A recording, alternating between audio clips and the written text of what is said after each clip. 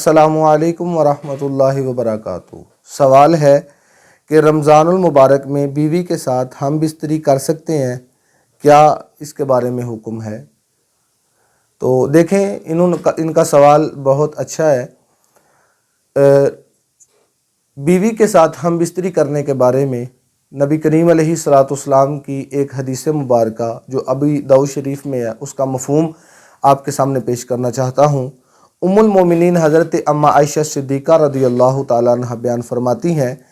کہ نبی کریم علیہ السلام کی بارگاہ میں ایک شخص حاضر ہوا اور اس نے آ کر نبی کریم علیہ السلام سے عرض کیا کہ یا رسول اللہ صلی اللہ علیہ وآلہ وسلم، میں ہر صبح کا آغاز حالت جنابت میں کرتا ہوں، یعنی کہ اس حالت میں صبح کا آغاز ہوتا ہے کہ مجھ پر غسل فرض ہوتا ہے، میں اپنی بیوی کے قریب جاتا ہوں، عرض کرتا ہے کہ حضور میں روزہ رکھنے کا بھی ارادہ رکھتا ہوں، تو میرے لیے کیا حکم ہے؟ نبی کریم علیہ السلام نے ارشاد فرمایا کہ میں بھی ہر صبح کا آغاز حالت جنابت میں کرتا ہوں اور میں بھی روزہ رکھنے کا ارادہ رکھتا ہوں، اور میں پہلے غسل کرتا ہوں، غسل کرنے کے بعد پھر میں سحری کر کے روزہ رکھ لیتا ہوں۔ تو اس صحابی نے نبی کریم علیہ السلام کی بارگاہ میں عرض کیا یا رسول اللہ صلی اللہ تعالیٰ علیہ وآلہ وسلم، بلا شبہ آپ پر اللہ رب العزت نے احسان فرمایا ہے، آپ میں اور ہم میں فرق ہے، ہم آپ کی مثل نہیں،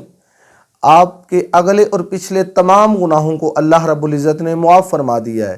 کیا یہ آپ کے لیے ہی رخصت ہے یا آپ کی امت کے لیے بھی یہی حکم ہے؟ تو اس کی بات سن کر نبی کریم علیہ السلام غصے میں آئے اور نبی کریم علیہ السلام نے ارشاد فرمایا کہ میں تجھ سے زیادہ دین کو سمجھنے والا ہوں اور میں تم سے زیادہ اللہ سے ڈرنے والا ہوں اور میں تم سے زیادہ اللہ کی عبادت کرنے والا ہوں۔ نبی کریم علیہ السلام نے ارشاد فرمایا کہ میرے لیے ہی حکم نہیں، یہ میری امت کے لیے بھی یہی حکم ہے۔ تو اسی مسئلے کے تحت علماء کرام بیان فرماتے ہیں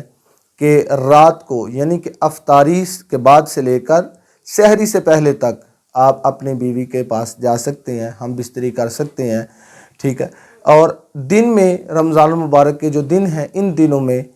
ہم بستری کرنا حرام ہے اور گناہ ہے،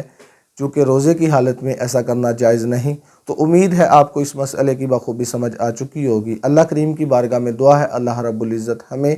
شرعی مسائل کو سیکھ کر سمجھ کر ان پر عمل کرنے کی توفیق